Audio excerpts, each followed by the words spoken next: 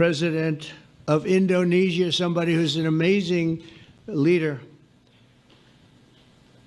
Prabowo, he is an amazing leader and respected by everybody.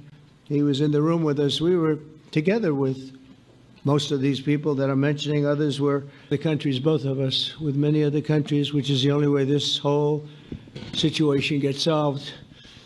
And I'm not just talking about Gaza. Gaza is one thing, but we're talking about much beyond Gaza. The whole deal, everything getting solved. It's called peace in the Middle East.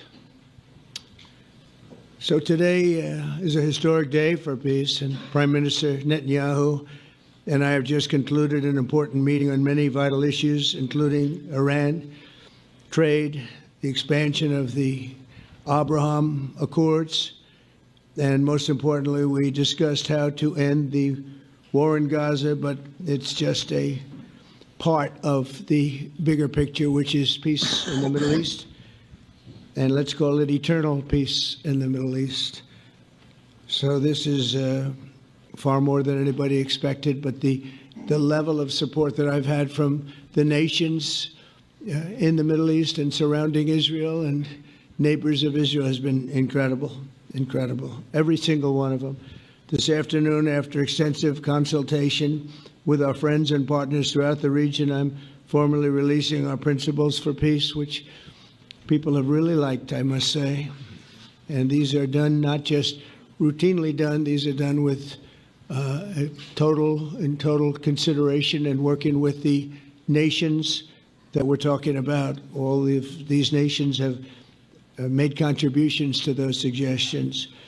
I want to thank the leaders of many Arab and Muslim nations for their tremendous support in developing the proposal, along with many of our allies in Europe. Europe has been very much involved, and as I was called by many of the European leaders, most of them saying, is this true?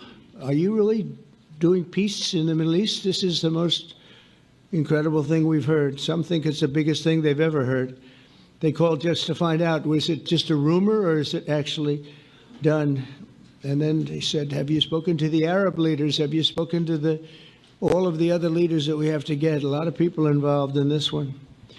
I also want to thank Prime Minister Netanyahu for agreeing to the plan and for trusting that if we work together, we can bring an end to the death and destruction that we've seen for so many years, decades, even centuries, and begin a new chapter of security, peace, and prosperity for the entire region. And I want to just say that my meetings and dialogue that we had with so many countries, Saudi Arabia as an example, the king is a phenomenal person.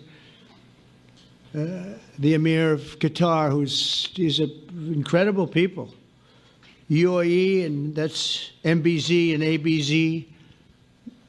We're totally involved. These are the people that we've been dealing with and who've been actually very much involved in this negotiation, giving us ideas, things they can live with, things they can't live with.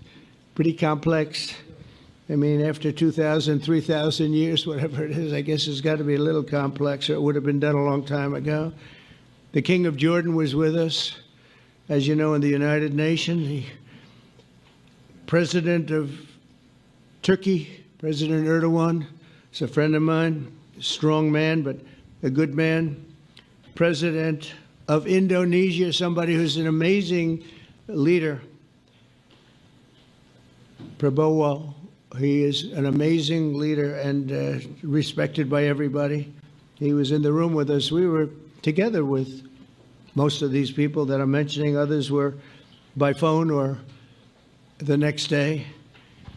The Prime Minister and the Field Marshal of Pakistan, they were with us right from the beginning. Incredible. In fact, they just put out a statement that they fully believe in this pact. It just came out just as I was walking around. They said, sir, you have a big notice from the Prime Minister of Pakistan and from the Field Marshal that they back this 100%.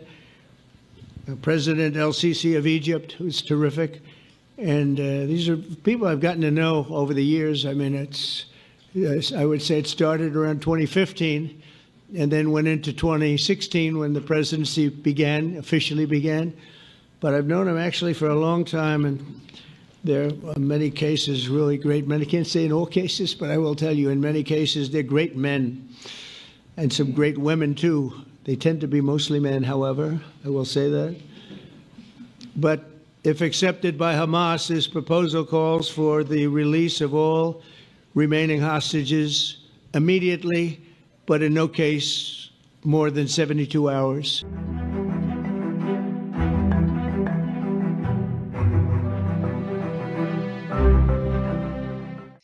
Viral potret Presiden Prabowo Subianto terpampang di Billboard di seluruh Israel. Kementerian Luar Negeri menegaskan Indonesia tidak akan pernah mengakui maupun melakukan normalisasi hubungan dengan Zionis. Di satu sisi terungkap bahwa foto yang beredar terkait Prabowo di papan reklame Israel itu merupakan sebuah AI. Hal itu terlihat dari tulisan di pojok kiri di billboard tersebut, tertera tulisan putih Artificial Intelligence atau AI. Kemudian salah satu akun TikTok @roseanoy membuktikan bahwa foto Prabowo di billboard Israel hanya sebuah AI. Dalam videonya, sang pemilik akun membuktikan menggunakan Google Lens. Di satu sisi, juru bicara Kementerian Luar Negeri Yvonne buka suara terkait video tersebut. Dikutip dari kompas.com, ia menegaskan bahwa Indonesia tidak pernah mengakui maupun melakukan normalisasi hubungan dengan Israel, kecuali Israel yang terlebih dahulu mengakui Palestina sebagai negara merdeka dan berdaulat. Yvonne menambahkan sikap ini juga ditegaskan oleh Menteri Luar Negeri Subianto. Diketahui, Subianto mengatakan bahwa setiap visi atau inisiatif terkait Israel harus berangkat dari pengakuan atas kemerdekaan dan kedaulatan Palestina.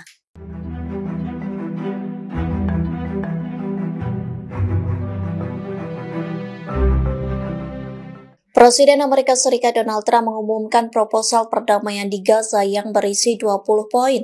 Perdana Menteri Israel Benjamin Netanyahu pun ikut mendampingi Trump saat pengumuman proposal tersebut. Menanggapi hal itu, Hamas buka suara. Dikutip dari Al-Mayadinat, Hamas mengatakan kepada mediator bahwa mereka akan mempelajari rencana tersebut dengan itikat baik. Namun, respons berbeda disampaikan Jihad Islam Palestina atau PIJ. Sekretaris Jenderal PIJ, Ziyad al-Nakala, dengan tegas menolak proposal perdamaian tersebut.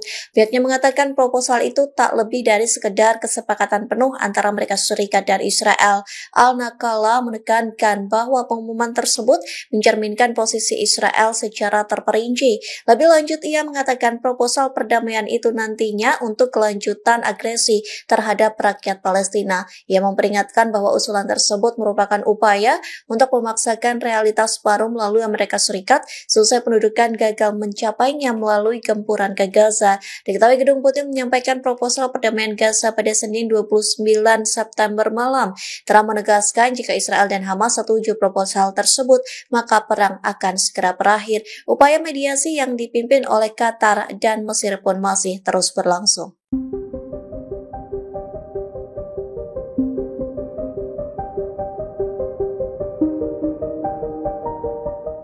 Pejuang Hamas mencoba melakukan penyelinapan ke posisi pasukan pertahanan Israel atau IDF di jalur Gaza. Bahkan pejuang Hamas itu menyelinap dan bersembunyi di bawah selimut. Sayangnya ia tewas ditembak tentara Israel. Dikutip dari The Times of Israel, peristiwa itu dilaporkan militer IDF pada Selasa 30 September. Dalam laporannya, seorang pejuang Hamas dibekali senapan serbu, pistol hingga granat. Ia mencoba menyelinap ke posisi Israel dengan bersembunyi di bawah selimut. Namun keberadaannya berhasil diidentifikasi oleh pasukan dari unit pengintaian Brigade Givati. Unit pengintaian Israel berhasil mendeteksi keberadaan pejuang Hamas itu. Sontak pejuang Hamas dikepung dan ditembaki tentara Israel hingga tewas. Militer IDF mengklaim tidak ada tentara yang terluka maupun tewas dalam insiden tersebut, namun Hamas belum memberikan konfirmasi terkait laporan dan klaim dari militer Israel. Sementara diketahui beberapa minggu terakhir Hamas mencoba menyerang posisi tentara Israel di Gaza. Pada Senin 29 September, 5 tentara IDF terluka parah dalam serangan Hamas terhadap sebuah pos sementara di kota Gaza. Download Tribunnews sekarang, menghadirkan lokal menjadi Indonesia.